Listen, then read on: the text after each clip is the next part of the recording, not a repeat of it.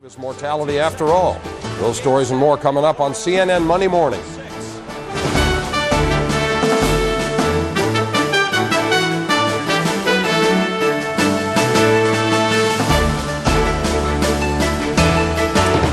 Good morning. You're looking at a live pre-dawn shot of the World Trade Center and that little red gizmo in the lower right-hand corner above the Futures Bug. That would be the Travelers Building, which is their headquarters. We're looking south from our studios on the 20th floor of Five Penn Plaza across the street from Madison Square Garden on a Tuesday morning, 6:01 Eastern Daylight Time. I'm Jack Cafferty. This is CNN Monday Morning. I didn't hear a boom before that. I just heard very loud jet engine noise.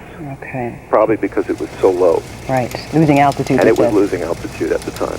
Either an Airbus A320 style or a Boeing 737. Okay. Where do you get your knowledge from? How much time do you have in a pilot? Oh, there was another... Oh no. Okay. Explosion. To give us just a different vantage point, just to try to gain a little bit of perspective. And there you can see the situation. Unbelievable, ladies and gentlemen. We're in shock as much as you are. There was just a rumor. Somebody just called and said that on CNN. A second plane just crashed into one. Stop it! A second plane. That's two different buildings. Look at that buildings in it. In parts 1 and 2, we covered the September 11 attacks on talk radio and WCBS 2 News in great lengths to show that there have been numerous urban myths perpetuated in 9/11 truth that not only isn't true, but didn't happen. We focused on the campaign of future U.S. President Donald J. Trump, mainly naysayers and defenders of his thousands of Muslims cheering in New Jersey claim, particularly from New York Police Commissioner Bernard Kerik. We also continued to show that the alleged vehicle packed with explosives on the George Washington Bridge was actually misreporting based on the authorities still investigating the white van of the 5 dancing Israelis, aka the High Fivers, that were all part of a New Jersey move and storage service titled Urban Moving Systems that reportedly turned out to be a Mossad, Israeli intelligence, front company. Basically, we corrected or readdressed the real celebratory incidents both at the Doric Towers and Liberty State Park in New Jersey, especially from ABC News. As a consequence of Trump's controversial campaign statements in 2015, the ABC News Go website released a rare archive of broadcasts. It included an evening report from 11:28 p.m. on September 11th, made available for the first time, with reporter John Miller adding additional details, basically correcting the GW Bridge fiasco and Jersey police bolo for the arrested high-fivers in their urban moving systems van in the Meadowlands. Although we've seemed to correct some of the Don's Jersey celebratory claims, or at least underline part of what details he read from the 2001 Serge Kavlasky Northern New Jersey Draws Prober's Eye article by the Washington Post at Trump's campaign rally in 2015, and that, like sourcing and similar to the WAPO article, only one mainstream media outlet also referenced a 2001 article in order to bring some clarity or vindicate the celebratory remarks made by the Republican hopeful at the time, Trump. Bill O'Reilly and others in Fox News cited a September 13th New York Post article that describes roadside celebrations, or what could perceivably be parking lot celebratory incidents, specifying occupants with an urban moving systems vehicle, but at Liberty State Park. But to address the question we left off in part 2, despite the impossibility of large celebratory gatherings throughout Jersey City, by the thousands, all of which would have been physically impossible for public and live media coverage to ignore, and despite Trump's references and whatever defenders of his Arabs or Muslim celebrations, that also minorly details and mentions what turns out to be controversial arrests of Israeli spies after 9/11. When considering September 11th under a limited scope by the official story or commission report, New Jersey certainly plays a major part in the 9/11 attacks because of the hijacking of United Airlines Flight 93 departing out of Newark Airport. So considering all of this, even in small numbers, was there any truth to Trump's version of celebratory incidents in Jersey City? And if it was, what does it say about demographics? Or better yet, what does it say about demolitions? Being that the first conspiracy to destroy the Twin Towers basically rose out of Jersey City. Could alleged celebrations from there be the echoes of Bojinka?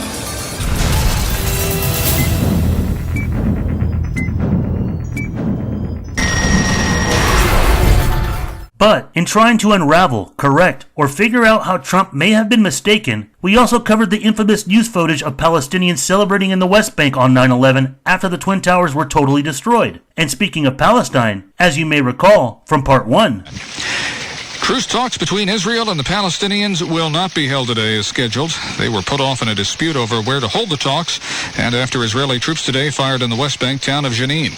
7 Palestinians were injured. Israel says the town was the staging ground for Palestinian terrorist attacks.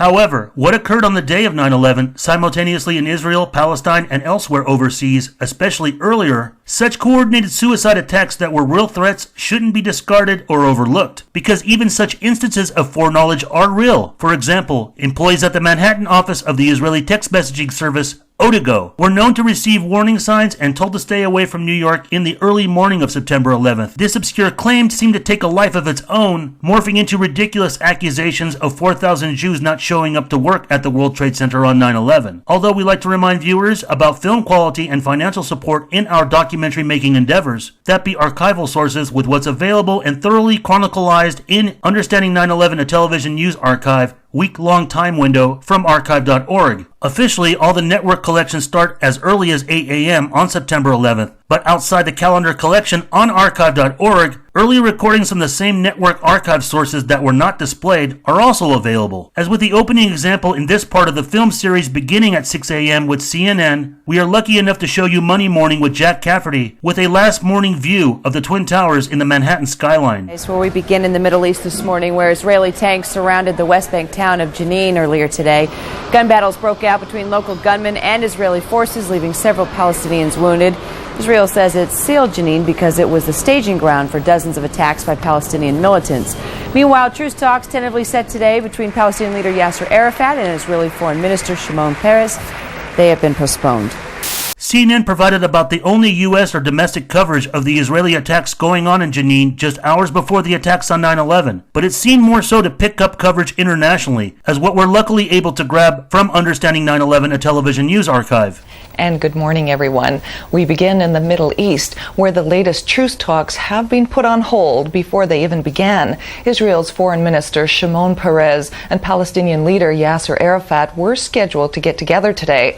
Now a Palestinian spokesperson says those meetings won't take place until later this week.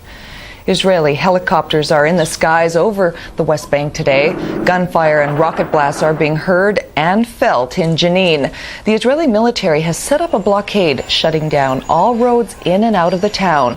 It says Palestinians are using Jenin to plan a wave of suicide bombings. It's already been another violent day in the West Bank. Earlier, 2 Israeli police officers were killed during a shootout with Palestinians.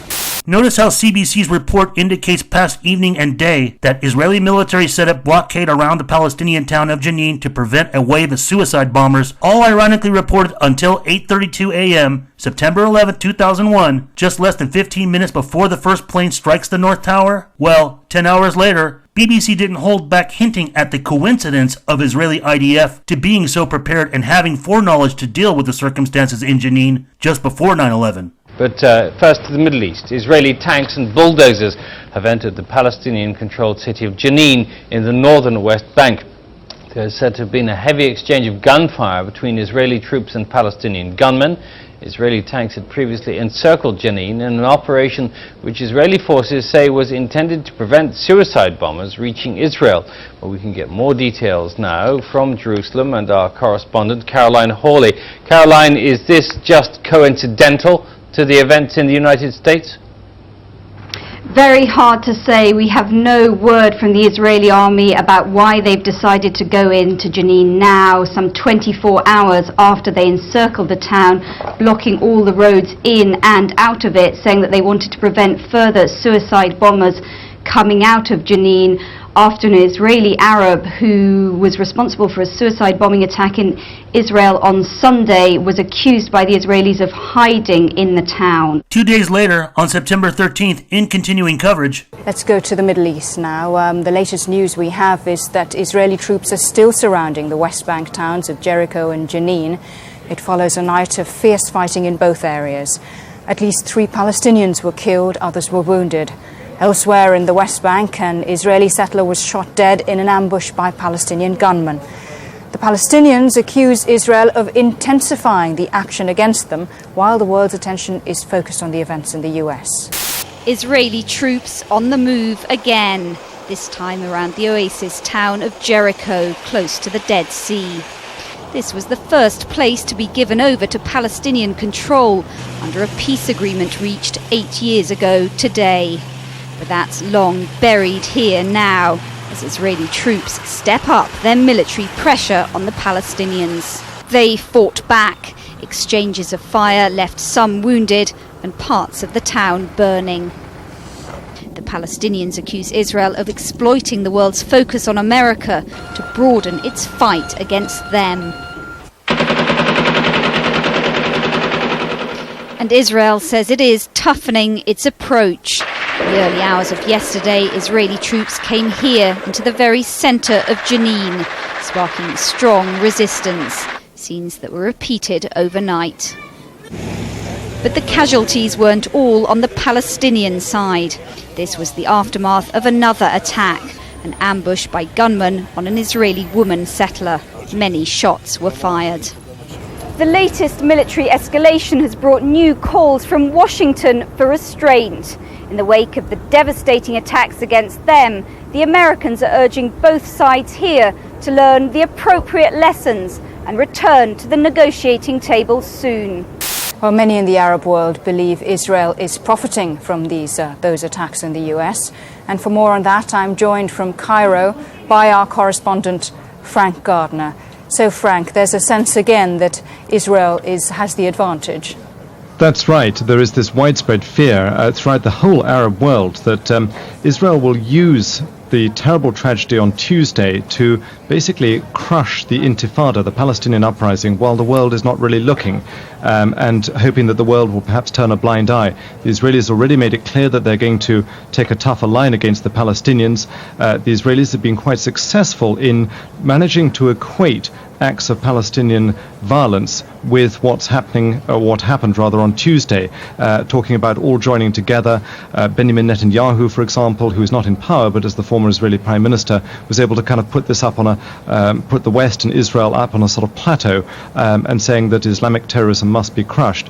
I think all Arabs are feeling that they are being unfairly stigmatized, that even if the perpetrators of Tuesday's attacks are found to be Arabs and Muslims, that doesn't mean to say that a whole billion Muslims in the entire Arab race should then be stigmatized. And it is also ironic, as BBC reporter Caroline Hawley pointed out in this September 13, 2001 report, that these ongoing exchanges between Palestine and Israel before and during September 11th seem to also be a symbolic date. That at this time, 9/13 was the 8-year anniversary of when the Oslo I peace accord was signed with Yitzhak Rabin and Yasser Arafat in 1993 at the White House. This is an issue that both Israeli and Arab hardliners were against, but there is some good, limited work that's out there validating these IDF early warning signs, or preemptive or provoking by them, from some brave Israelis themselves. In 2006, Alternate Focus published an interview with Avicii Sharon and Noam Shayut, both IDF veteran whistleblowers who confessed to some of their inside knowledge on what happened on the morning of 9/11 in Jenin, right before the attacks in New York.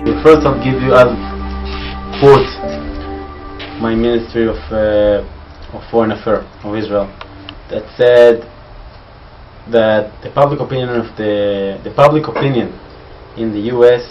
is the most powerful weapon that the IDF has, or that the Israel has. And I can give you another extreme example, which a soldier that Avichai interviewed, right? One of us interviewed, and he's in a unit, that engineer unit. They're actually, what they're doing is to blow up things, bridges, houses, and the IDF didn't use them at the beginning of that incident.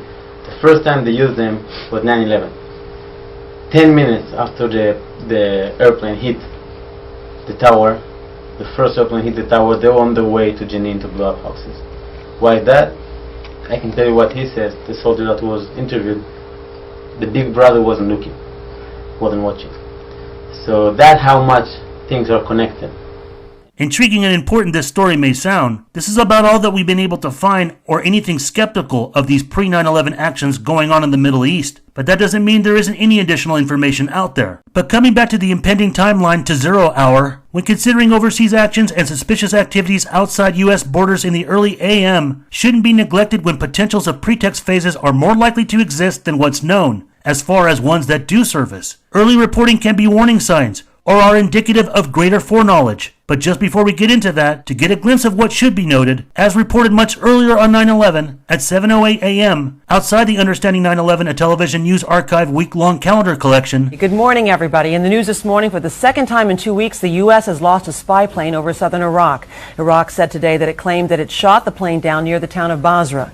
The U.S. says only that it has lost communications with the unmanned Predator spy plane, but that it does not know why.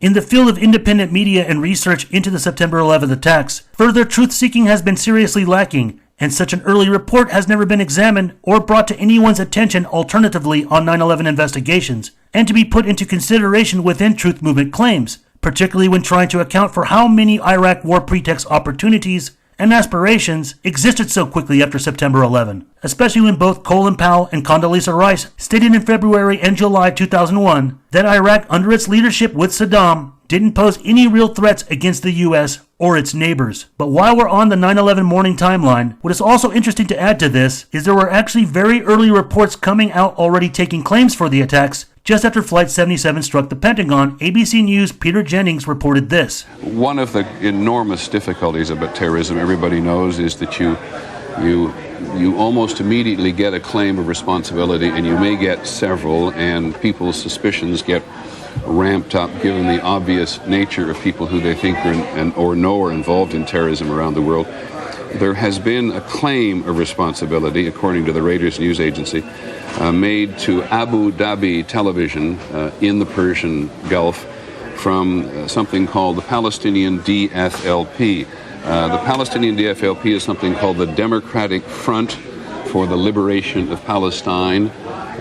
It has been for many, many years one of the most militant of the Palestinian organizations, has been involved in violence before, has been involved in other actions before, and it is the first organization to claim responsibility for this, though we have to caution you in all the obvious ways that before the day is over, there may be any number of people who claim responsibility. Those not knowledgeable on the dynamics of secular or religious Palestinian political groups and organizations would easily find satisfaction in perceiving this as early bait to take credit for a pretext to frame and carry out a neocon fantasy of putting U.S. boots on the ground in Palestine. Even if this DFLP taking credit was a pretext attempt, it would actually help to satisfy a more direct and decisive neocon priority war pretext to substantiate certain decades-long relations and networks between Iraq and Palestine, particularly in the matters of displaced Palestinians. The Iraqi regime headed by Saddam has a history of allowing competing Palestinian splinter groups to take refuge in allowing to establish bases for each of the factions permitted, including those groups who are vowed enemies of the peace accords process and PLO, even though Saddam and Iraq have been open arms and welcoming towards Arafat and the mainstream Fatah faction. The DFLP is a Palestinian splinter group that, although at the time mostly thought to be only based in Syria by the Assad regime, also has had bases and diplomatic relations with its opposers, Saddam and Iraq. 7 months after 9/11, Radio Free Europe, Radio Liberty reported on April 26, 2002, Iraqi Deputy Prime Minister Tariq Aziz offered beloved Palestine his moral support in a speech broadcast on April 14 on Republic of Iraq television.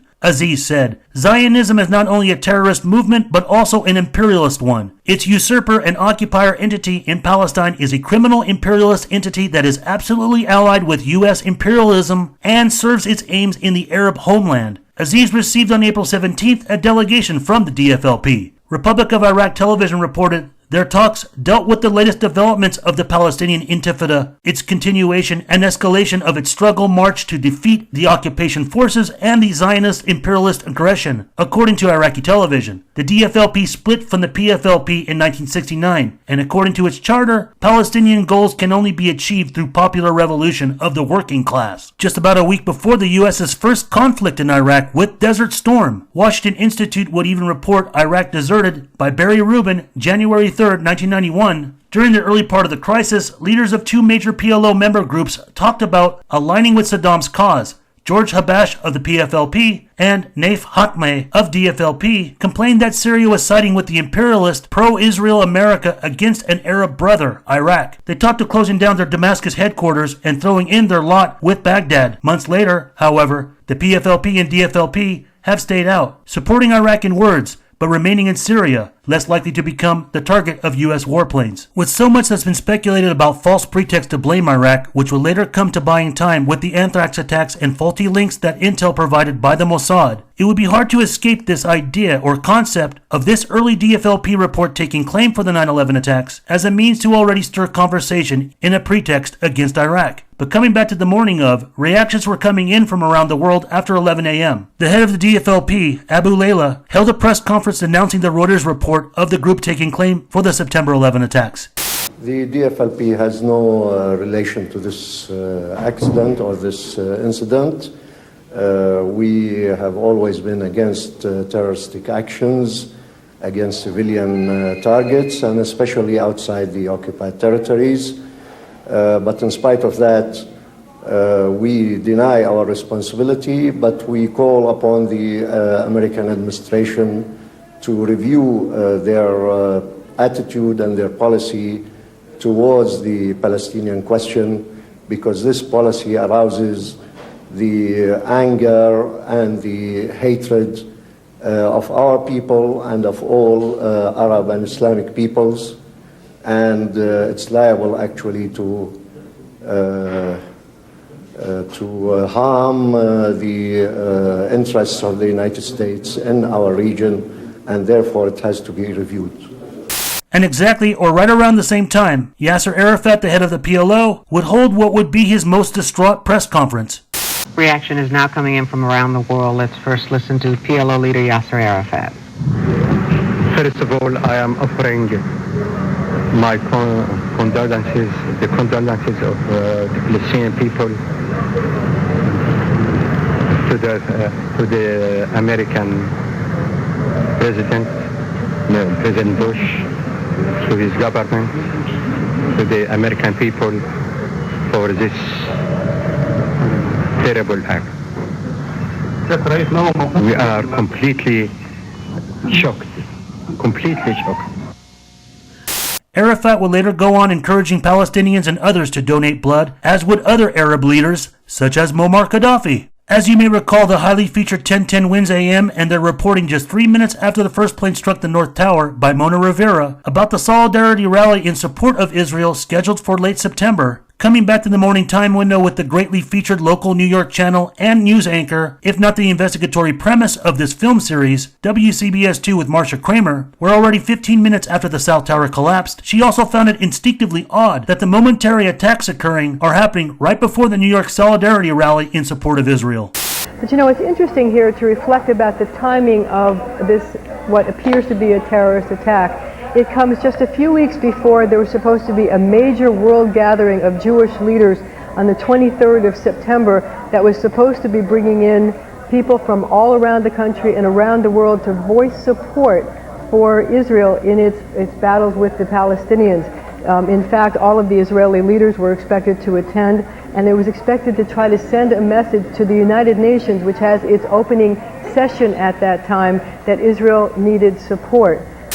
Putting that in perspective, one could easily assume there would have been a deadline in place in order to coordinate and get clearance to pull off the 9/11 attacks so nearby in September if the attack date were truly a surprise, rather than in part with Mossad participating with other Israelis. But then again, so is the fact that Israeli Prime Minister Ariel Sharon had not confirmed whether he would appear to speak at the pro-Israeli rally. The option of him broadcasting his speech from Tel Aviv, Israel, to the event in New York was an option still being considered, rather than making a physical appearance in the U.S. The event was obviously postponed and relocated to Washington, D.C. But even after the 9/11 attacks were happening, suspiciously enough, Ariel Sharon back in Israel refused to take cover from becoming a possible target, as his security detail requested he do, due to fears of follow-up attacks there. But there will be more to get into about Sharon and Israeli presidents in the next coming part of this film series. But before we get there, there's something else rather important to point out in what Kramer reports over a half hour later. Well, actually, we had reports about 20 minutes ago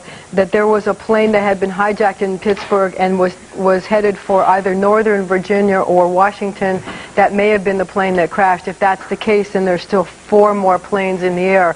But again, the report is that a total of 8 American planes have been hijacked. While not properly informed of Flight 93 having crashed in Shanksville, what details Kramer elaborates on are somewhat good speculation. But currently here on the timeline, Marcia assumes 4 other planes are still operational in mid-air after the 4 official hijacked planes had already crashed. It could be that perhaps authorities, just within hours of the attacks, were already scouring over manifests of departed continental flights at airports, profiling any names that may appear Middle Eastern. Just remember this report with Kramer, as we'll address this just up ahead.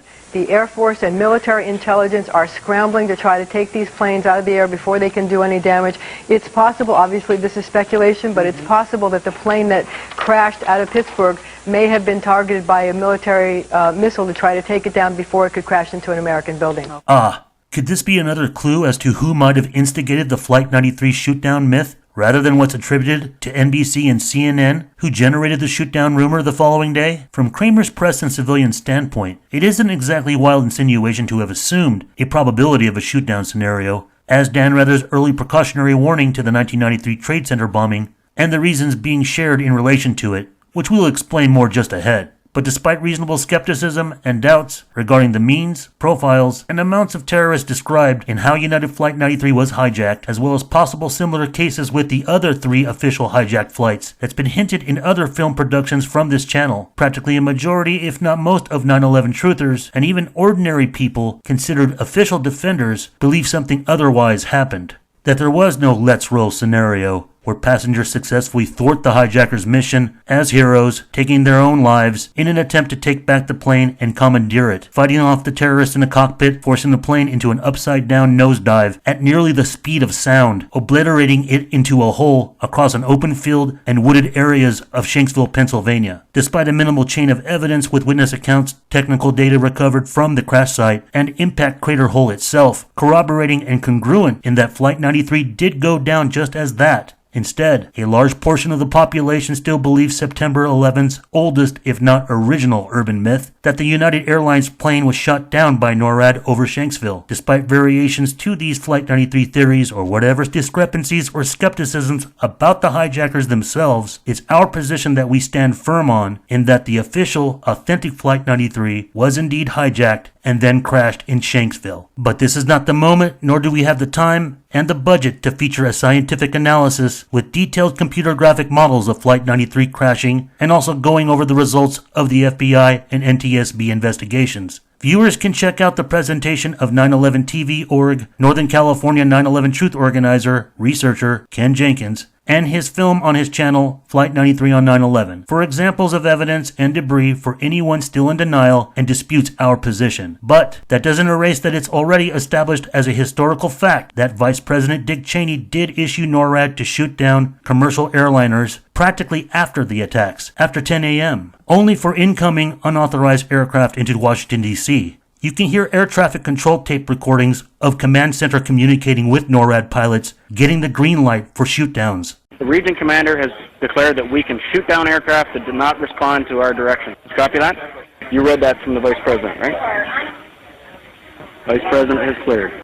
But there's also a twist to this as far as when the green light was given and who was capable of shoot-downs. First and foremost, the Vice President is not part of the military chain of command, and therefore cannot order a shoot-down under his sole authority, only the President and or Secretary of Defense. But more importantly, Pilot Major Heather Penny in her F-16 became the closest to intercept Flight 93 and was seriously contemplating bumping, as in partially colliding into Flight 93 to knock it off course, amongst other tactics. She's become public about it since the 10-year anniversary. For the larger aircraft, again, it would simply be taking off the tail, which would be, I would essentially be a kamikaze and ram my aircraft into the tail of the aircraft.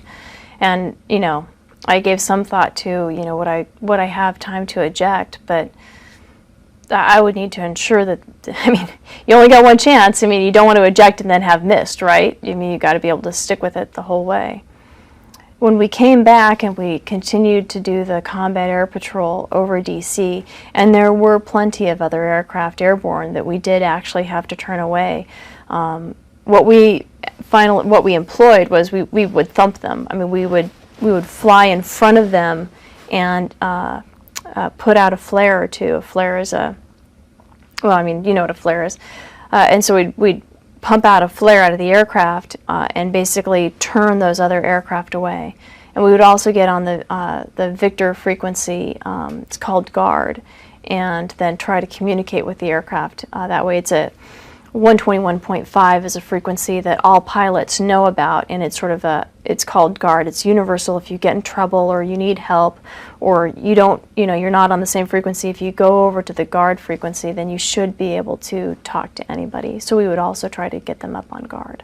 Major Penney's revelations are an important tip to remember for those countering urban myths about Flight 93. It details how a shoot-down would have been an impossibility. The circumstance of her team of NORAD fighter jets in the middle of training drills closest to intercept Flight 93 were all unarmed, being that NORAD didn't train fully loaded and weren't armed in their immediate attempts to intercept hijacked airliners on 9/11. The troubles and anomalies about September 11 were never about whether Flight 77 could have been intercepted or if Flight 93 was shot down, because none of those urban myths were true. They were rumors based on misquotes and speculative rush to judgment, often made by bitter and deprived basket cases of sorts that we'll explain in the next coming part of this film series.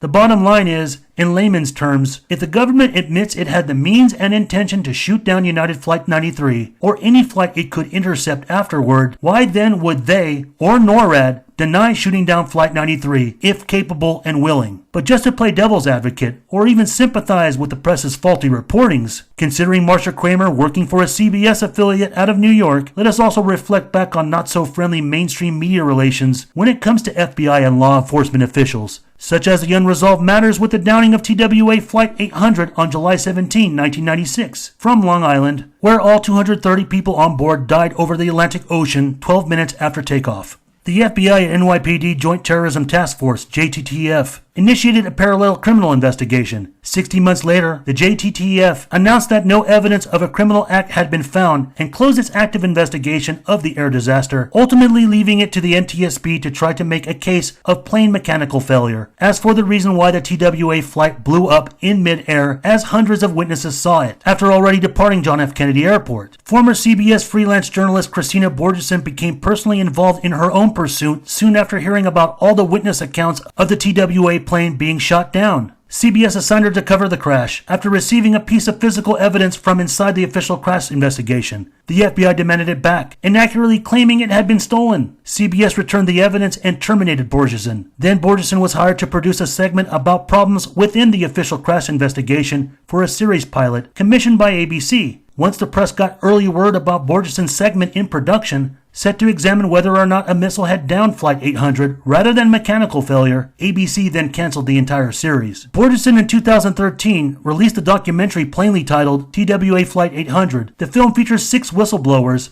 all members of the original crash investigation, who reviewed the physical evidence they personally handled, interviewed dozens of eyewitnesses, and explained what really happened to the airplane. The film reveals how several U.S. government agencies, particularly the FBI, CIA, and lastly NTSB, colluded to undermine the official investigation. Interestingly, an older independent documentary from 2001, Silenced, Flight 800 and the Subversion of Justice, produced by Weekly World Net contributor Jack Cashill, referenced one victim's family member and spokeswoman, Marge Gross, who had already been alerted to the FBI's ongoing cover-up in its reverse-engineered chaos investigation of TWA 800 at the Calverton facility. At the National Press Club, she stated what she learned from WAPO investigative writer Serge Kavlasky about what the former head of the FBI at the time, James Kallstrom, had actually really believed happened to TWA 800. Before everyone sat down at this corner conference table, Serge Kowaleski said, well, can't tell me it was anything other than a missile.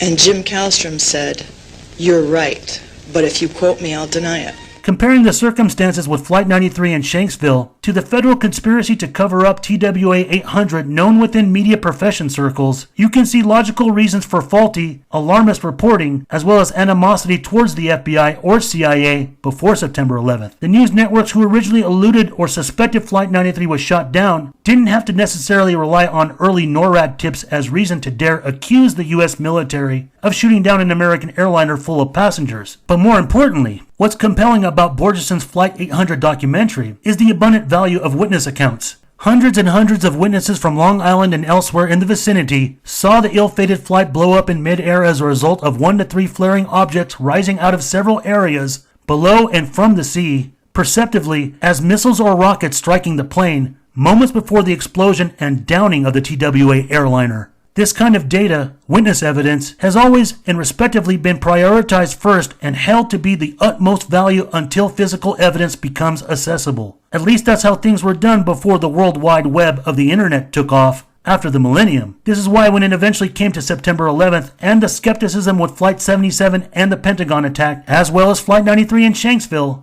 echo chambers of rumors and urban myths flourished, rather than striving to collect and examine all the news archives first, before publicizing one's junk science claims and bullshit theories. But what's true, yet again, despite Marcia Kramers stirring up faulty GW Bridge reporting and possibly also stirred up the myth of Flight 93 being shot down, her precautionary foresight and alarmist warnings is still vindicated. At 11:03 a.m., she still repeats warnings of 8 hijacked airliners. Marcia? Well, we're trying to keep track of those 8 hijacked planes. We now have word that one of those planes may be in the area near Dulles Airport. Again, one of those hijacked planes may be in the air near Dulles Airport. We seem to have been able to account for a total of 5 of the planes. There's the one in the air right now near Dulles. There's one that we now have unconfirmed reports that crashed near Somerset County Airport in western Pennsylvania, and there are the 3 that have struck American targets, 2 at the World Trade Center and 1 in Washington at the Pentagon. That's 5. The question is, where are the other 3 planes and where are they headed? Again, we do have a report that one of the 8 planes that have been hijacked is on its way somewhere near Dulles Airport, some target in the Texas area. 5 planes counted out of 8?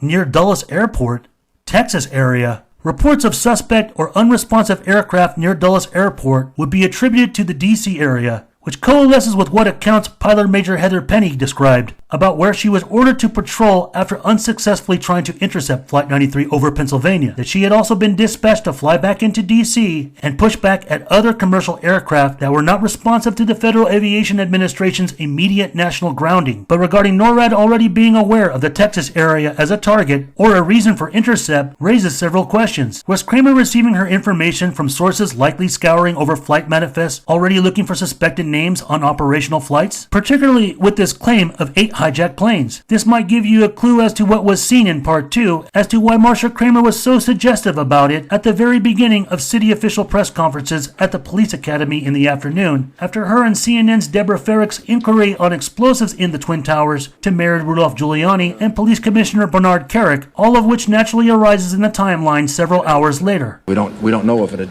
additional explosion after that. Could you tell us, do you expect any further attacks on New York? Is there anything to indicate that there could be more bombs, more planes out there? I know originally there was a report that 8 planes had been hijacked, 4 have only been accounted for.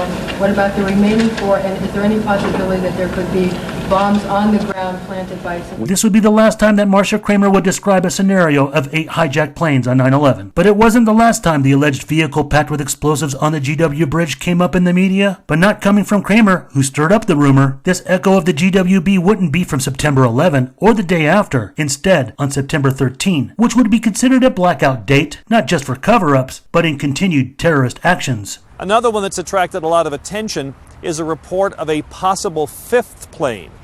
Here's where that report comes from. On Tuesday morning, the morning of the terrorist attacks, at about the same time as the other planes were taking off, there was a complaint at JFK in New York that 3 Middle Eastern men were in some kind of an argument with a ticket agent.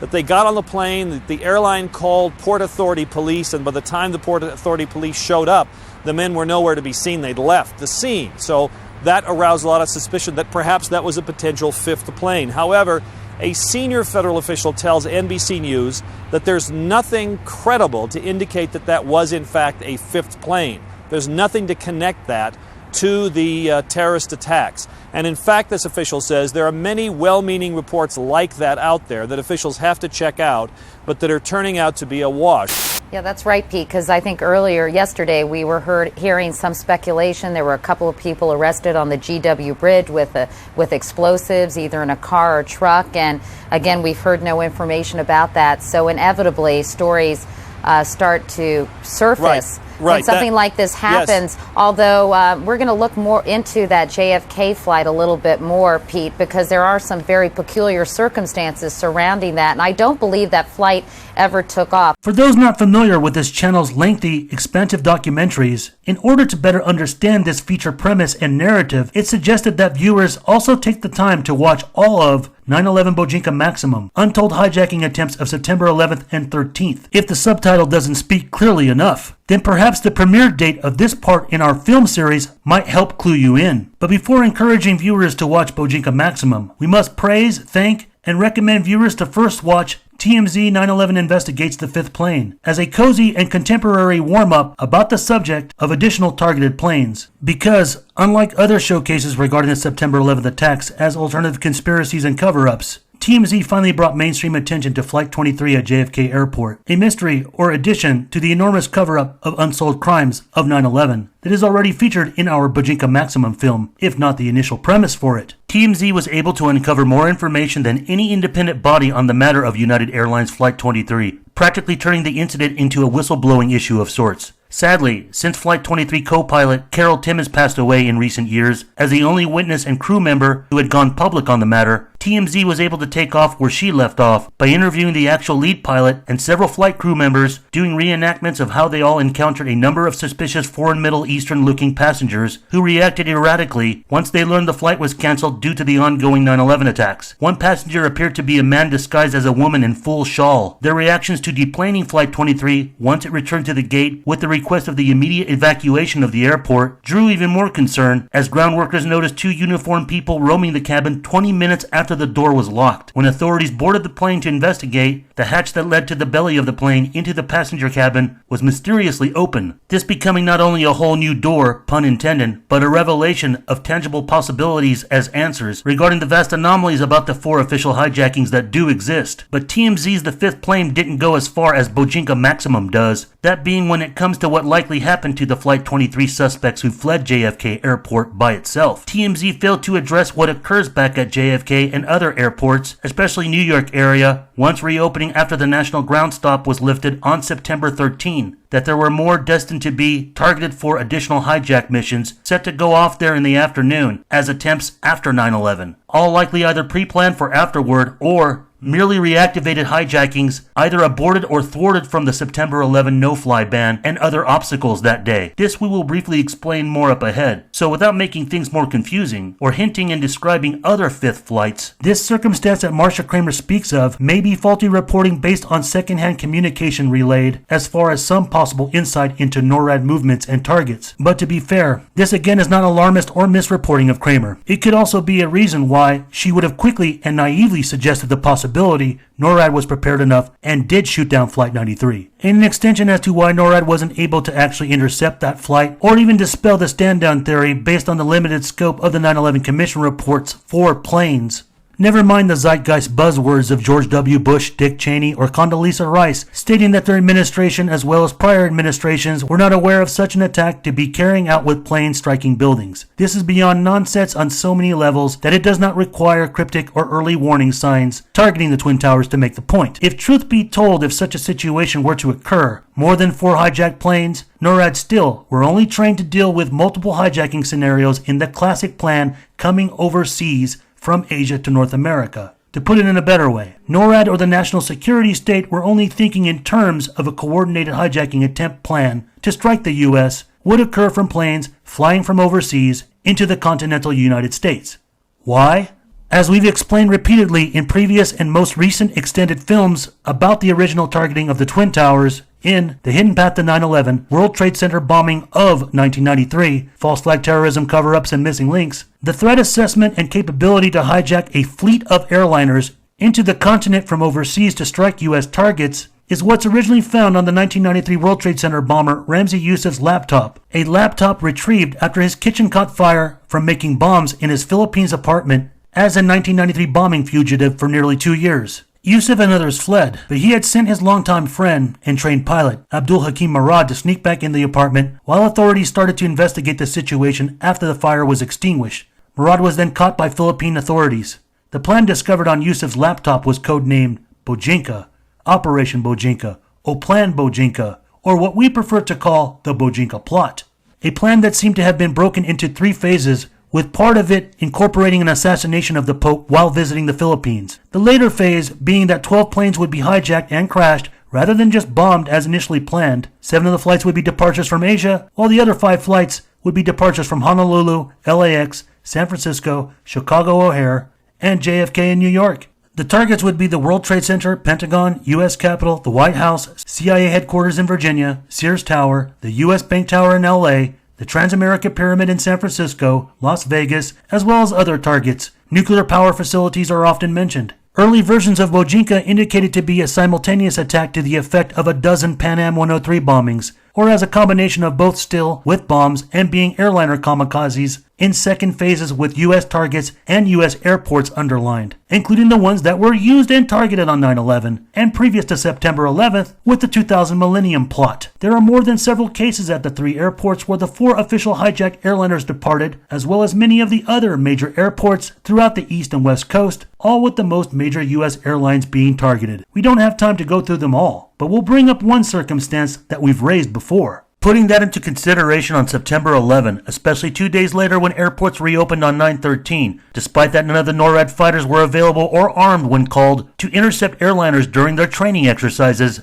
in the end, whoever was truly organizing attacks on America had follow-up plans to demonstrate no concern or care for NORAD's effectiveness and air presence as defense for possible interceptions, physically thwarting any of their missions, meaning that NORAD fighters would have potentially been outnumbered by targets to intercept, regardless of any one pilot or jet capability. It didn't matter. NORAD couldn't possibly do anything else but create more damage, despite that the manpower and conspirators in the 9/11 operation were very well equipped and prepared to target more than just a dozen airliners, in addition to what is also covered in 9/11 Bojinka Maximum, and is never really pointed out among countless critics and accusations made of Bush administration officials and staff over the years, in how they immediately handled September 11th in the aftermath. Besides frequent accusations of neglect, charges of incompetence were never strongly used, and completely oblivious when it comes to the National Transportation Safety Board, for which the Federal Aviation Administration, FAA, also falls under. Revealed in 9/11 Bojinka Maximum is incompetence on the part of Transportation Secretary Norman Minetta by way of his reaction and consequences that he explained expressively during the immediate press conferences on the morning of 9/13, as most airports officially reopened without any real new security measures put in place, but only routine revamping that had been done in the past during heightened threats. Minetta stated that his only reaction to placing the NTSB no-fly ban, that being the grounding of all commercial aviation within and coming into the continental U.S., was after the 3rd plane, American Airlines Flight 77, came into D.C. and struck the Pentagon. Let me take Secretary, yes, as you receive reports on what happened Tuesday, is there anything that you've seen that you wish the people of this department had done differently?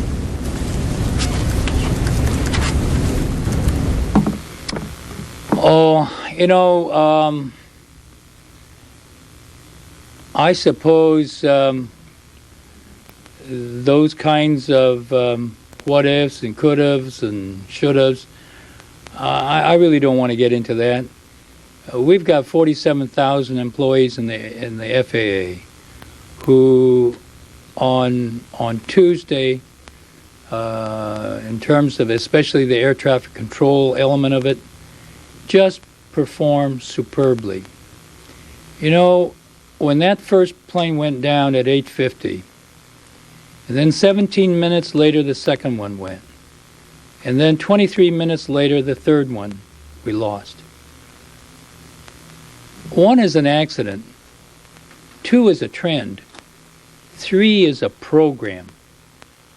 And when that third airplane went down is when I said to the FAA, shut it down. Bring every airplane in the air to the ground. And at that point we had over 2,100 airplanes in the air. And in less than 2 hours, we brought every one of those airplanes, the air traffic control system, air traffic controllers, brought those airplanes down safely in some airport. And so to me,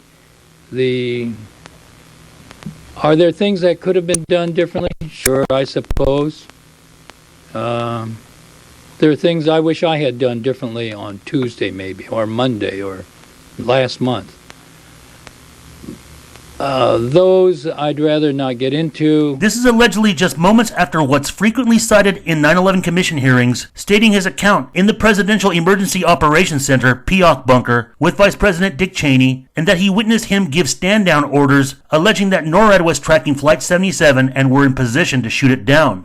There was a young man who would come in and say to the Vice President, the plane is 50 miles out, the plane is 30 miles out. And when it got down to the plane is 10 miles out, the young man also said to the Vice President, do the orders still stand? And the Vice President turned and whipped his neck around and said, of course the orders still stand. Have you heard anything to the contrary? Therefore preventing it from striking the Pentagon. But this has also been a problem noted even by 9/11 debunkers. Even those who disagree with the conspiracists acknowledge that Secretary Minetta's testimony raises questions. There are sort of inconsistencies that don't help anybody. Which aircraft does that apply to? Was that talking about the plane that crashed into the Pentagon, as Minetta said during testimony? Was that actually talking about Flight 93, as it was what it appears in the 9/11 Commission report? I've not heard any final word, and I would love to. Because as long as that stuff does hang around, then people just keep coming up with new and crazier theories to explain what happened. Secretary Minetta would not appear on camera for this report. He stands by his original testimony and says he's unaware his comments have been incorporated into a 9/11 conspiracy theory. On the morning of September 11, 2001, Minetta was having breakfast in his conference room with Deputy Prime Minister of Belgium, Isabel Durand, and Jane Garvey, the head of the FFA. He had momentarily stepped away and went into his office and watched the news on television as the North Tower was on fire, smoking, and then saw the second plane strike the South Tower live. He went back into the conference room and excused himself, ordering Garvey to head to the FAA Operations Center to deal with New York after getting a phone call from the White House requesting he go there. Despite him noticing everybody else evacuating upon arrival, he was debriefed by Richard Clark there and then ordered to go into the POC bunker. Minetta said he arrived around 9:30 a.m. and was already busy situating himself there, which would have been several minutes, and it basically would have been an impossibility for NORAD to have been given a stand-down order on Flight 77 even if they were armed. Why? Because Flight 77 would have struck the Pentagon 7 minutes later. This is what Minetta said in a 10-minute short interview from 2016. Military assistant came in and said to the Vice President, there's a plane coming towards D.C. So I said to Monty, Monty, what do you have on radar of a plane coming towards D.C.? He said, well, we're tracking a plane coming towards D.C., but the transponder is turned off. In my office, on my credenza behind my desk, I had a monitor with the outline of the 48 states, Alaska and Hawaii. If I took my mouse and put it on a dot, then a flag would come up and it'd say, United Airlines, Flight 123.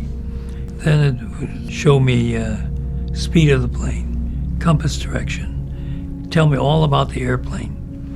Well, that information is being transmitted by what's called a transponder on the airplane. But in this case, the transponder had been turned off. And so all they were doing was following the little dot on the radar set with the 11-second sweep of the radar. Well, it's hard to look at a radar and then try to relate it to a point on the ground. So I'd say, well, where is it? And so he'd say, well, probably in the middle of Pennsylvania somewhere. Well, where is it now? Well, somewhere maybe north of Baltimore. Well, where is it now? Pentagon City and National Port. Where is it now? Monty, Mr. Secretary, we just lost the bogey. We just lost the target. See what I mean? His recollection is not tracking an American Airlines plane over the Virginias, Kentucky, and Ohio, but tracking a United Airlines plane over Pennsylvania, which would obviously be Flight 93 that crashed in Shanksville. A plane being tracked in Baltimore is likely what stirred up the myth that a plane crashed at Camp David. One of the reasons why the presidential retreat was thought to be a target is because it was the location of the signing of the Camp David Accords, the bilateral agreement between Egyptian President Anwar Sadat and Israeli Prime Minister Menachem Begin, which incidentally occurred on September 7, 17, 1978. But everything else Minetta is describing could be a combination of other flights in the air still trying to ground after Flight 77 had already crashed into the Pentagon. But this short film did not bring due diligence or clarity to the precise claim of placing the no-fly ban, even after clearly demonstrating that Minetta's dialogue would have been all about Flight 93 well after Flight 77 already crashed, for which apparently he was not aware of for a great period of time. When you see one of something, it's an accident. When you see two of the same thing, it's a trend. But when you see three of the same thing in a relatively short period of time, it's a plan. Minetta's testimony as far as trying to figure or ferret out anything nefarious within the administration is useless, just as he was serving as Secretary of Transportation. Even if all NORAD fighters were armed and specifically knew the hijackers were kamikaze missions, airliners in the middle of crowded air traffic that's attempting to carefully ground their flights due to the no-fly ban would make it more complicated than just attempting to intercept a lone civilian plane. Unfortunately, even when it comes to some of the debunkers, they often get it right in regards to the hijackings and destruction of the planes. On that day, you saw a lot of well-meaning, confused people struggling to make sense of a terrible situation. They didn't even know where the planes were. And their whole protocol wasn't to put their jets as close to the cities as possible. It was a peacetime mindset. And that's what we saw. You didn't need a stand-down order. You didn't need Dick Cheney calling the shots. That morning, there were actually only 14 planes on alert in the entire lower 48 states. Eventually, 4 of them got off the ground and were scrambled. 14 to 16 jets versus 12 planes is not exactly an easy mission where all successful intercepts or shoot-downs are expected, if given those rare and set of unusual circumstances and scenarios. The bottom line here is that no matter how long you've been beating the dead horse, NORAD's lack of response is not evidence of administration complicity, benign neglect, or implication of air defense role no matter how much of a demonic son of a bitch war criminal you believe Dick Cheney is, or if that you've romanticized Minetta as a whistleblower for his testimony. In reality, his check-in time into the P.O.C. bunker contradicts the official narrative in the 9/11 Commission report as to when he was present and which of the 2 flights he claimed Cheney was making orders attributed to, all shaped into pointless distractions and suggestions for stand-down orders of unarmed fighter jets. The fact is that our air defenses, the whole NORAD system, was not at all geared towards protecting us from domestic aircraft. Quite the contrary. It was all set up to detect aircraft coming in from overseas. Initially Soviet bombers, more recently drug smugglers and stuff like that. As for the role of Vice President Cheney, the 9/11 Commission reported that he was notified about United Flight 93 at 10:02 a.m., 1 minute before the airplane struck the ground. 8 minutes later, military jets in the sky were awaiting orders to shoot. The commission report says Vice President Cheney called President Bush at 10:18 a.m. They had a 2-minute conversation, after which the vice president obtained the authorization to shoot down a commercial aircraft if necessary. NORAD was informed at 10:31 a.m.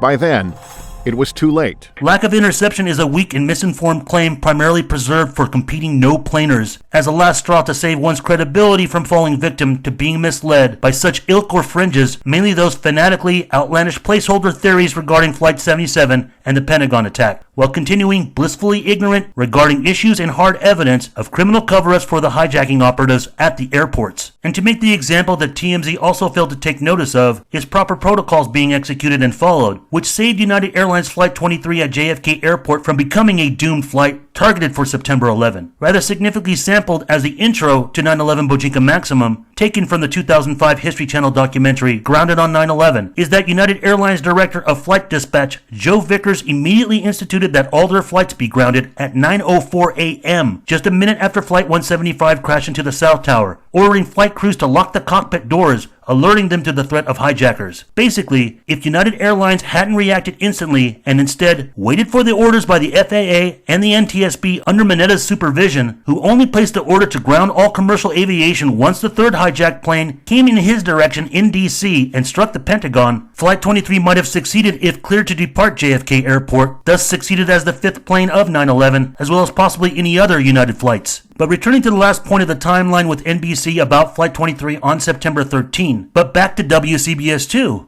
or at least UPN 33 affiliate, as seen on 9/11 Bojinka Maximum in the evening outside New York area airports JFK and LaGuardia, had recently been shut down once more and evacuated, canceling all flights again after reports in the afternoon about multiple suspect activities that seemed to be strongly related to hijacking attempts, and even a bomb threat occurring earlier in the day. Jennifer McLogan reported several times on 9/13 throughout the evening at JFK, and in one instance claimed that she and her crew were threatened with arrests from reporting outside the location of where suspects were being held by the Port Authority. But simultaneously, WCBS2 newscaster Pablo Guzman could be seen outside of LaGuardia elaborating on preparations for Air Force One and President Bush's visit to Ground Zero the following day, but also, and more importantly, bringing clarity about the two unidentified Middle Eastern suspects arrested from there in the afternoon, who were repeatedly displayed by ABC, CNN, Fox, as well as local subsidiary stations and foreign news networks, throughout the evening and morning of 9/13 and 9/14, September 14th. As this channel has previously mentioned in this film series, as well as other documentaries about the need to acquire and procure full television coverage of news broadcasts pertaining to the September 11th attacks, especially given the limitations of Archive.org's Understanding 9/11, a television news archive. But WCBS2 broadcasts specifically on the day of September 11th, which has been the premier news network focus of this film series, are not available on the Archive.org page and have only been made available through YouTube and social media. Despite that, there will be more to add about Marcia Kramers' Bojinka, Hindsight, and future parts of this film series. However, some days of the week on the Archive.org page, such as September 13th, 14th, and 15th, are available, whereas any of the other days of the week are not.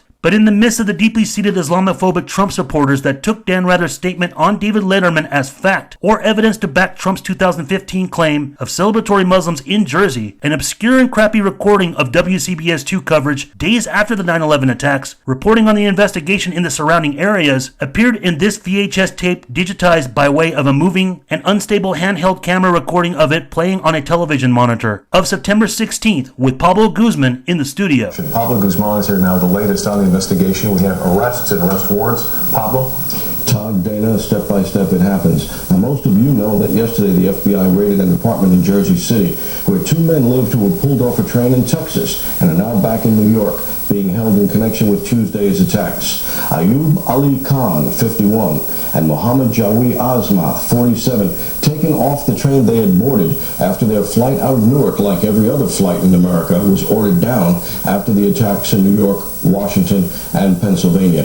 For those of you who haven't watched 9/11 Bojinka Maximum, Azmath and Kahn weren't just on any regular flight that got grounded by the no-fly ban. They were on American Airlines Flight 1729 out of Newark Airport that had just departed 8 minutes after Flight 93 did at 8:50 a.m. That later crashes in Shanksville. They took a train from St. Louis, Missouri, where their flight had been grounded, and were later spotted in Texas acting nervous and having a verbal confrontation with each other. They were found with numerous suspicious items and details identical or similar to the alleged 9/11 hijackers. According to reports at the time, one of them had plastic box cutter knives and claimed it was used for their previous job at a newsstand. The original details conveyed from Flight 77 passenger Barbara Olson's call to her husband, Solicitor General Ted Olson, described the hijacker having a plastic-like knife weapon. This seemed to coincide with the case of Azmath and Kahn for authorities to conclude or mend the situations of public inquiries of travel safety concerns, sparking the narrative of the box cutters being the official weapons in all 4 cases of hijacked flights, regardless of what details to the contrary were witnessed and relayed from the crew and passenger airphones. Azmath and Kahn lied to authorities on numerous accounts of fraud, such as their ages, claiming at first to be 47 and 51 years old, when they don't look nearly that old. To get a good idea on how much of these off-the-book kinds of cell operations generate and are able to function, it's done so in the already secret underworld of the black market and organized crime.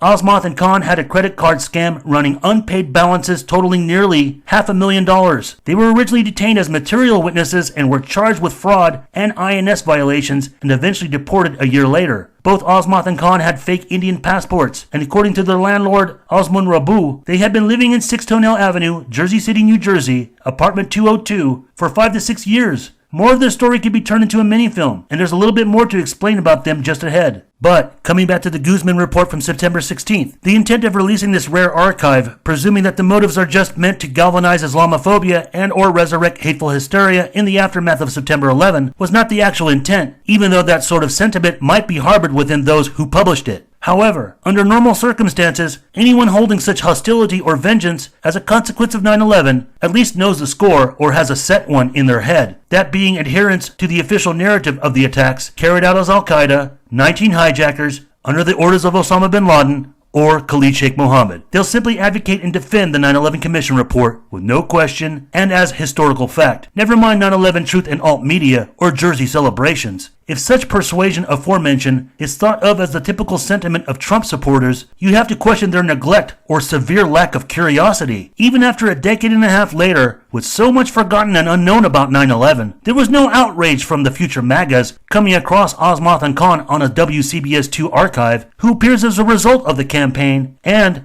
Middle Eastern or Muslim-looking suspects, potential terrorist hijackers that law enforcement already had in custody, who've now somehow vanished from the official story. Clearly, these two would increase the hijackers' roster beyond 20 terrorists, surpassing Zacarias Moussaoui, who was the only thought to be additional hijacker in the September 11th conspiracy that's officially charged. Also, Azmath and Kahn's arrests are included with other unknown Middle Eastern suspects mentioned in Serge Kavlasky's Northern New Jersey Draws Prober's Eyes WAPO article from September 17th. The same article Trump read off at his Daytona Beach rally August 3, 2006, for which he would later be falsely branded for making fun of disabled people. But separate from that distraction, despite clueless future MAGAs, where's the curiosity or outrage about this Azmath and Kahn discovery by 9/11 truth seekers or even Alex Jones and InfoWars regarding these revelations from the Don himself, not even as a controversial opportunity brought up by the 9/11 Families United, still trying to sue Saudi Arabia and seek further accountability?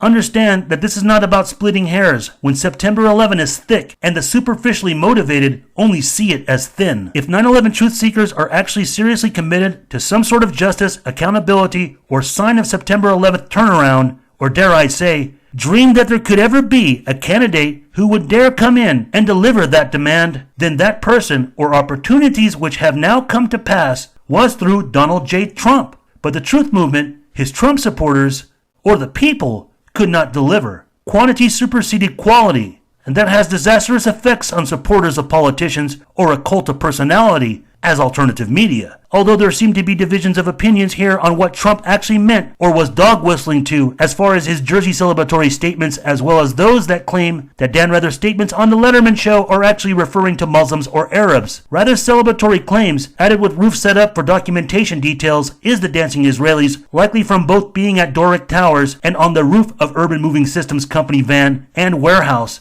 and was information likely disclosed to him from other sources doing follow-ups from vehicles and suspects due to criticism of echoing George Washington Bridge misreporting. But coming back to that lousy camcorder recording of Guzman's WCBS2 report on September 16th in the studio, as evidence to vindicate the Don's claim of Muslims in Jersey celebrating while running for Republican nominee. However, what no one outside the terrorist task force knows is that just a couple of blocks away from that Jersey City apartment the FBI raided yesterday and where they had evidence removed is another apartment building, one that investigators told me, quote, is swarming with suspects. Suspects who I'm told were cheering on the roof when they saw the plane slam into the trade center. Now, police were called to the building by other neighbors and found 8 men celebrating, 6 of them tenants in the building. The FBI and other terrorist task force agencies then arrived, and the older investigators on the task force recalled that they had been to this building before, 8 years ago, when the first World Trade Center attack led them to Sheikh Omar Abdul Rahman, whose Jersey City mosque lies between the 2 buildings getting attention today. And the older investigators remembered that suspects who eventually got convicted for the first Trade Center case, followers of Sheikh Rahman, lived in the building where these same 8 men were celebrating the destruction that they saw from the roof. Calling this a hot address, the task force investigators ordered everyone detained. And they saw something else, a model of the Trade Center on the roof, along with sets of binoculars, the kind of model used by an architect or an engineer for a presentation, an investigator told me.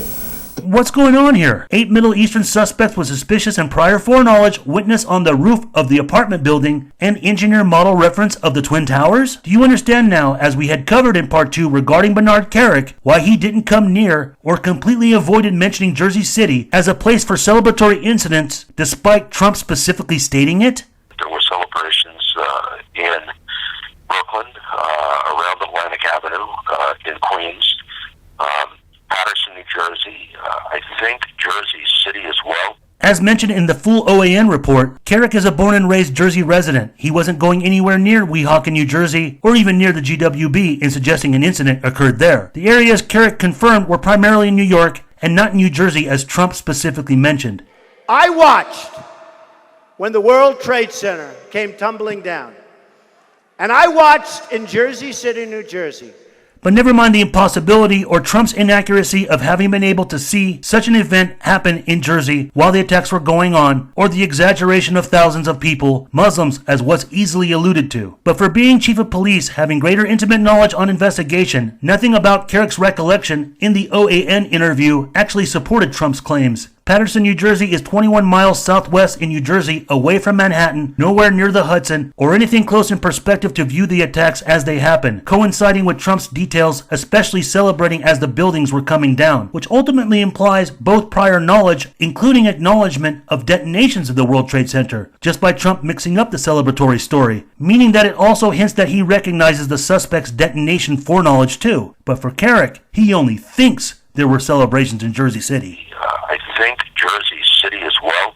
Regardless if it was Arabs or Muslims on the surface in the first and second attacks on the Twin Towers, Jersey City being the neighborhood of the 1993 World Trade Center bombing conspirators, an attack on the surface used explosives and intent to bring down both buildings. Certainly, there's no way Kerik would want to entertain that specific incident in that neighborhood again, to resurrect it as a hot area on 9/11, then lending provocation for explosive and detonation foreknowledge on the World Trade Center attacks, which, as we've demonstrated, Kerik has played an intimate role instantly covering up publicly, regardless if the bulk of the truth movement's intent is to limit the scope to domestic suspects operating detonations as the boogeymen that don't exist. Authorities have tried their best to make it seem that there were no additional unaccounted for conspirators or anything remotely to do with foreknowledge, which by itself we'll be covering in upcoming parts. The bottom line here is that Kerik's total confidence is dismissive in his sureness of Jersey City. Kerik intentionally pretends to be unconfident about the most damning locations because of these urban myths between Jersey City, Oaxacan, and all the way into the Meadowlands. When considering also the history of the neighborhood, that being the Journal Square with the 1993 World Trade Center, Kerik is most certainly protecting not only a 9/11 narrative, but a 9/11 legacy. But that didn't prevent others to speak out. As a consequence of both Trump's celebratory remarks and the 2015 release of the September 16, 2001 WCBS2 handheld recorded Pablo Guzman report, this story has been analyzed in detail in the New Jersey Real-Time News on December 22, 2015. Exclusive, some Jersey City Muslims did celebrate 9/11, cop and residents say. Unlike some researchers who try to pass themselves off as exclusive experts on 9/11 truth or skepticism, here is actual follow-up investigative journalism done on this account, for any real truth seekers trying to figure out if there's credibility to these Trump Jersey rumors. Here in this Jersey article, they also point out that New Jersey Muslim leaders voiced their concerns publicly over Trump's statements. Jersey City Mayor Stephen Fulop, seen here on December 3rd press conference,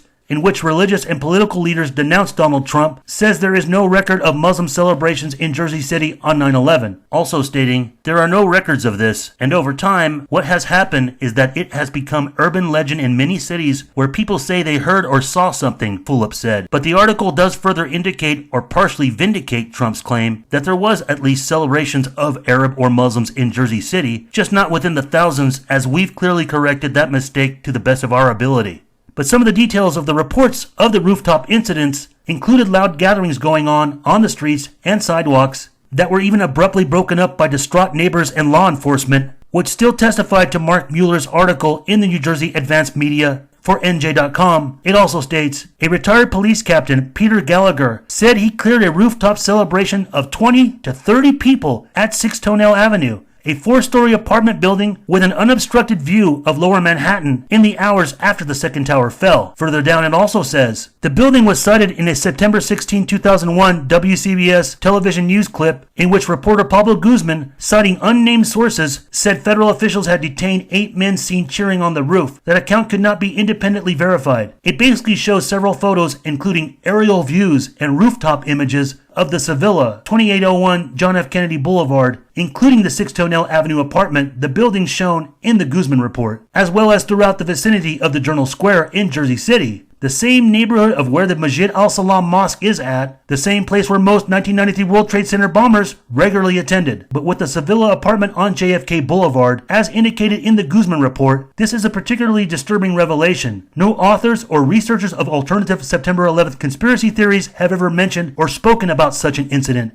it's virtually non-existent in that genre. This is disturbing given all the overfocus of 9/11 truth conspiracy theories about the destruction of the Twin Towers. Why would these Middle Eastern suspects up on top of the roof of the Sevilla apartment have a 3D architectural model of the Twin Towers? Is this indicative of something more nefarious going on, other than having foreknowledge of the attacks and the destruction of the World Trade Center? Better yet, where were architects and engineers for 9/11 truth to address this? Had they been too busy selling non-existent nanothermite, or chasing after empty buildings, or Alex Jones's demons? It certainly seems so, since that on the cusp of the 20-year anniversary of September 11th, Richard Gage, the founding CEO of the organization, would be fired from the famed group he founded throughout the 4 years of Trump. Despite having received the letter from the campaign, as mentioned in Part 2, Gage became obsessed with non-related 9/11 topics such as witch hunting after Bill Gates and being a loud anti-vaccine advocate. But being that there are so many unanswered questions and speculations of how elaborate the attacks actually were, was the building or other housing in the neighborhood being used in precision and coordination with the attacks? This is not some crazy assertion, given the intent of the first attack in 1993 with the confirmed World Trade Center bombing, which this channel has invested a great deal of studying with producing its past documentaries around the subject, particularly in the most recent film, The Hidden Path to 9/11, World Trade Center Bombings of 1993, False Flag Terrorism Cover-Ups and Missing Links in 2022, where we have demonstrated plenty of good reasons looking at the strategies and abilities of suspects involved in both World Trade Center and New York landmark plots, as well as early signs of goals,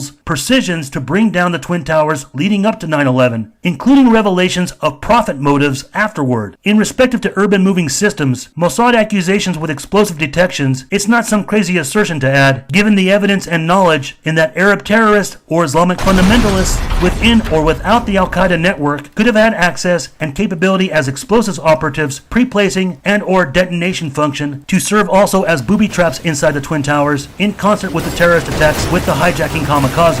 Take for instance one of the earliest examples this channel has had with its most popular and oldest film series, An Inconvenient 9/11 Truth Part 1. About the case of the 5 Middle Eastern suspects linked to Danco Mechanical and Magic Heating and Air having prior and unauthorized access to the Twin Towers just days before September 11th, and were arrested months later in Tennessee on a sting for fraudulent IDs, which was subsequent to the FBI's 9/11 dragnet. Despite the contradictions of the time window and leaseholders and property management, that case in Tennessee should make 9/11 truth seekers become more considerate about the foreign cohesion possibilities if the controlled demolition argument is your sacred cow. But also consider that the final destruction of the World Trade Center only accounts for a fraction of 9/11 victim fatalities than what's spectacularly estimated. Just as the way that the Bergen police officers reacted to arresting the dancing Israelis in the Meadowlands and the subsequent explosive detection coming in, as well as Newark's FBI suspicions of their involvement, it would also make sense that, like Marcia Kramers reporting from Manhattan and later misreporting the dancing Israelis' arrest with the white van searches as explosives on the GW Bridge, even law enforcement in the immediate aftermath also felt that there were explosives in the Twin Towers. Despite whatever was being said by New York City officials at the police academy or architectural and scientific experts mainstream media were in a rush to PowerPoint to, others in law enforcement didn't feel quite safe or assured by city or government officials regarding what happened to the Twin Towers, and if there were any follow-up attacks to come. Such feelings were picked up by Connecticut TV network WTNH News 8, who are featured in Part 1 of this film series in their misreporting on the GW Bridge.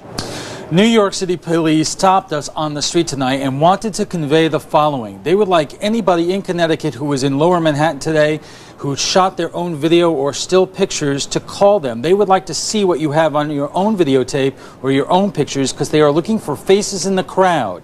It may be critical to solving this case. Logically being within the perimeter of the World Trade Center complex or just on street level, specifically anything capturing faces that could be suspects. How would people on the ground have anything to do with the hijackings if we're being told that this ultimate orgy of spectacular terror is a lesser sophisticated operation? But in any case, that was a striking revelation, and so is what author Peter Lance extensively documented in his first self-authored investigative trilogy of 9/11 books, 1,000 Years of Revenge, International Terrorism and the FBI, The Untold Story. Lance spoke of a circumstance he was intimately involved in after 9/11 on investigating the story of New York City Fire Marshal Ronald Bucca of Rescue 1, who also died in the South Tower on 9/11, but about his discovery before all of that with a fellow co-worker for the New York Fire Department, an Egyptian accountant named Ahmed Rafai. Lance was able to collect Buka's information about Rafai from Buka's wife and those close to him. It not only turned out that Rafai was very familiar with the Jersey neighborhood of the Journal Square, having been a visible bodyguard and interpreter for the blind Sheikh Omar Abdel Rahman, but also sometime within that time frame, Rafai ended up possessing blueprints of the World Trade Center that were being thrown away while the FDNY offices he was working in was going through the renovation of city blueprint storage. But Peter Lance, in a C-SPAN interview for Washington Journal in 2004, had also described suspicious activity during the attacks, inferring Middle Eastern foreigners on the ground having something to do with the attacks, thus the destruction of the Twin Towers, when he was questioned by a telephone caller about World Trade Center Building 7. Now, this is something I've never said before. I'm going to say it here for the first time.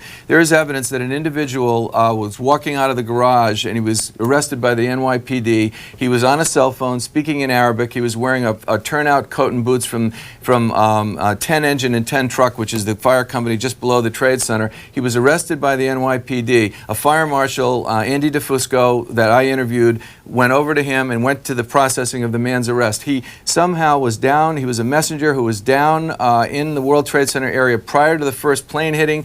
As soon as the first plane hit, 10 Engine and 10 Truck, the door went up. He went in and stole a probationary firefighter's coat and boots, and then he somehow found his way into the inside 7 World Trade Center, which is where the city's command center was, and as he was he emerged after both buildings had collapsed pristine, which clearly meant he was inside that building during both collapse. He's talking on a cell phone in Arabic. He was arrested. The NYPD tried to turn him over to the FBI, and they said, we're not interested. And that is an absolutely true story. His name was Sukru Dal. He claimed to be of Turkish origin. I went to the messenger service that he worked in. They said he had no reason to be there that day, and he basically was given time served, and he's in the wind.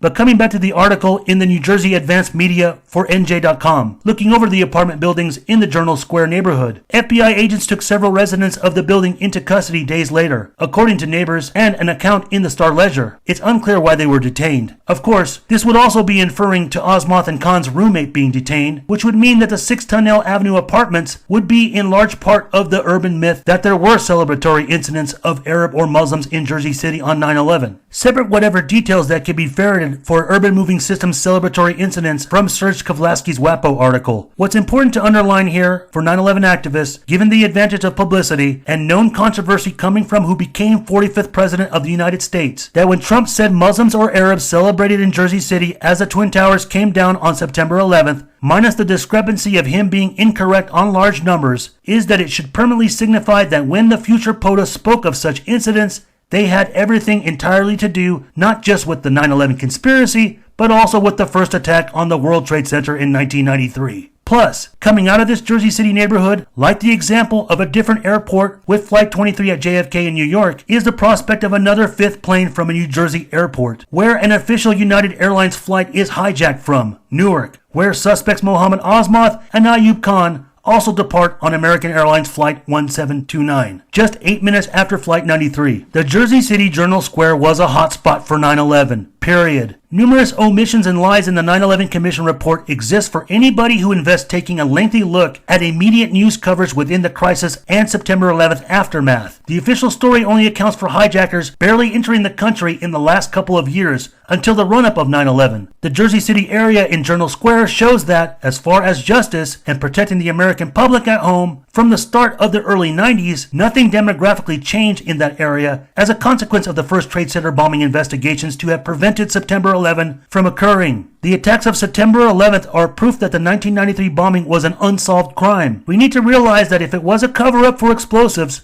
cover-up in the hijacking operations, or cover-up for additional terrorist and hijacker accomplices, or whether it was cover-ups with Israelis as suspects, the point being about all that we've raised thus far in these parts in the film series is that all these issues of investigatory corruption and neglect was virtually buried within the rubble at ground zero. Perhaps you might understand much clearer now that Trump was right when he says to reporters and news anchors refusing to take him seriously or find legitimacy in his claims do so under this notion that profiling such communities or celebrations after 9/11 is not considered politically correct. The bottom line, A larger operation was going on there than what authorities and officials have told us, and under the radar for 8.5 years. Regardless of how informed Trump actually was when he made his truthful statement to his version of Jersey celebrations, as previous reference to permanence, every time we're reminded of him defending it and allegedly making fun of Serge Kavlasky's appearance is specifically over an evidentiary WAPO article Kavlasky wrote in September 17, 2001, which vindicated some celebratory incidents in defense of Trump's version, uncovers a larger scale conspiracy for all to see, and are not blind and ignorant. Kavlasky's WAPO article, as far as leads or indicators that weren't followed up on, these Jersey City celebratory revelations are the echoes of not just 1993, but when included with the circumstances Azmath and Kahn, it's also the echoes or maybe even the birthplace of the Bojinka plot. And what do we make of Azmath and Kahn's original destination on American Airlines Flight 1729 from Newark to Texas, considering the early warning sign from Marcia Kramers at 10:53 and 11:03 a.m. when she believed 8 planes were already targeted? Was NORAD after their flight or alerted to it for some reason into Dulles Airport and or the Texas area, considering how scattered they were, intercepting other aircraft later that were not responding to the FAA's national grounding? We will have a bit more about this in the next part, but there's still more that we need to cover in these angles. In part 4, we will continue on Trump at the end of his term and after. But more importantly, analyze and expose the Alex Jones and InfoWars operation, challenging the origins of their shadow government narrative of September 11 and his conspiracy and historical idiocracies. For many of the problems we face today, not just as 9/11 truth and accountability seekers, but as the problem for the moment we've arrived to, with the disinformation ecosphere or sewer we call alternative media. Perhaps the next coming part might enlighten you as we analyze the rumors, myths, and conspiracies between the Republican presidencies, dynasty, and campaigns of George W. Bush and Donald J. Trump, as well as other foreign leaders, officials in the pre- and post-September 11 era we still live in today, as we continue to revisit some of the problematic early news reports from the morning of 9/11 and lots more. But if you want to get an early preview of the next series of Urban Truth or 9/11 Myths and help financially, then please consider becoming a Patreon to also get special updates and other original content pertaining to 9/11. Thank you for watching this film. Please continue to part 4 and also subscribe to my channels. I'm referring to the reports about the arrests at Kennedy and at LaGuardia Airport this afternoon. Have you heard them? Yes, I have. Did you hear them before we reported them?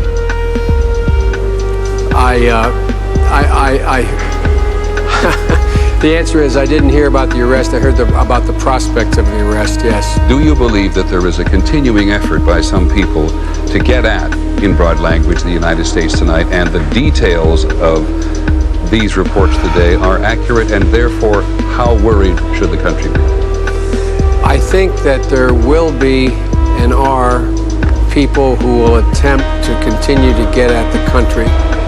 I do not believe that the prospect of that occurring is very high for 2 reasons. One, I think you're talking about, in effect, the second team. What leads you, Senator, to say that these arrests at Kennedy and LaGuardia today may have been the second team?